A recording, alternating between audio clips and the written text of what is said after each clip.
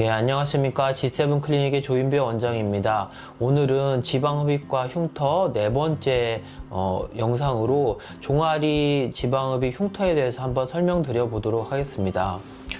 이제 먼저 좀 사진을 보시면 이분이 이제 저에게 지방흡입을 재수술 상담을 받으러 오신 분인데 이미 종아리 지방흡입을 한번 이제 다른 병원에서 했던 분입니다. 흉터가 제일 이제 문제가 있어 보여가지고 제가 사진을 좀 찍었는데 보면은 수술한 후에 한 달 정도 지난 사진인데 뒷모습에서 종아리 위쪽에 4개 아래쪽에도 이렇게 4개 대칭으로 보이는 흉터를 가지고 있어서 스커트를 입거나 다리를 노출하는데 매우 스트레스가 유발되고 있는 상태였습니다. 그리고 비스듬한 뒷모습에서도 보시면 이렇게 흉터들이 대칭으로 눈에 선명한 흉터들이 이렇게 8개가 보이게 되면 스커트를 입을 때 제약이 될 수밖에 없습니다. 마찬가지로 이분 케이스도 한 2달 정도 됐었는데 종아리 위쪽에 상부에 이렇게 양쪽에 2개씩 선명하게 보이는 종아리 지방흡입 흉터 때문에 매우 스트레스를 받는 케이스였고, 이분도 종아리 지방흡입을 한 지 1년 정도 된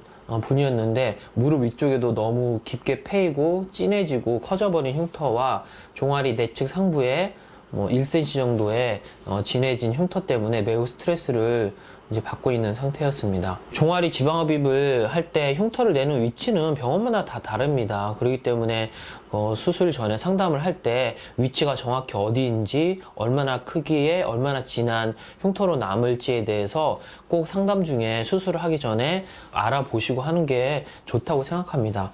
마찬가지로 이분도 위쪽에 뒤쪽에 오금선 바로 밑으로 4개의 종아리 지방흡입 흉터가 남게 되었는데 안쪽에 있는 흉터들은 켈로이드화가 되면서 이렇게 색깔도 진하고 튀어나와 버린 상태여서 매우 스트레스를 받고 있던 분이었습니다. 특이하게도 이분 같은 경우는 종아리 지방흡입을 한 지 4년이 지났음에도 불구하고 너무 진한 흉터가 오금 안쪽으로 있어가지고 스트레스를 받던 분이었습니다. 이런 흉터들을 가지고 저에게 오는 분들이 굉장히 많습니다, 사실.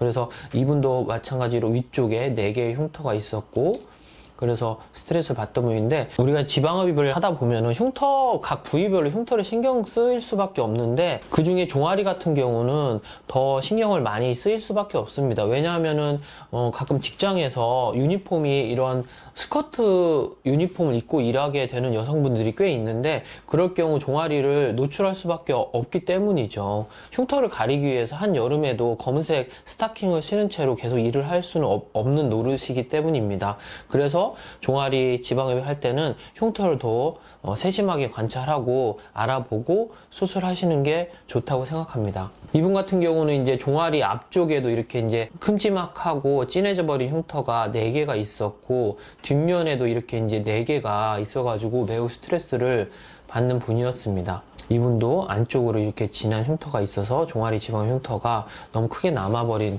케이스입니다.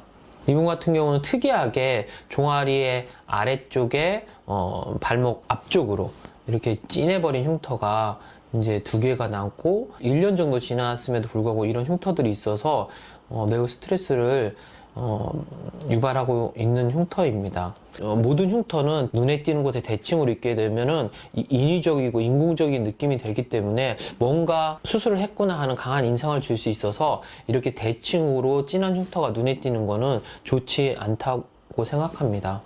뒷면에도 이렇게 흉터가 있고, 마찬가지로 위쪽에 이렇게 흉터가 났고, 이분도 한 2년 정도 경과했음에도 불구하고 여전히 흉터가 진한 것을 알 수 있습니다. 이렇게 종아리에 흉터가 진한 거는 진동 기계식의 스킨 프로텍터를 대지 않고 수술했을 경우는 그 기계의 바이브레이터가 작동하면서 캐놀라가 마찰을 일으켜서 이렇게 흉터가 진해지고, 이런 진해진 화상 흉터 같은 경우는 시간이 많이 흘러도 쉽게 좋아지지 않는 특징이 있습니다. 그렇기 때문에 지방흡입을 할 때에는 흉터 관련돼서 무슨 방식으로 수술을 진행하는지 알아보는 것도 중요하다고 생각합니다.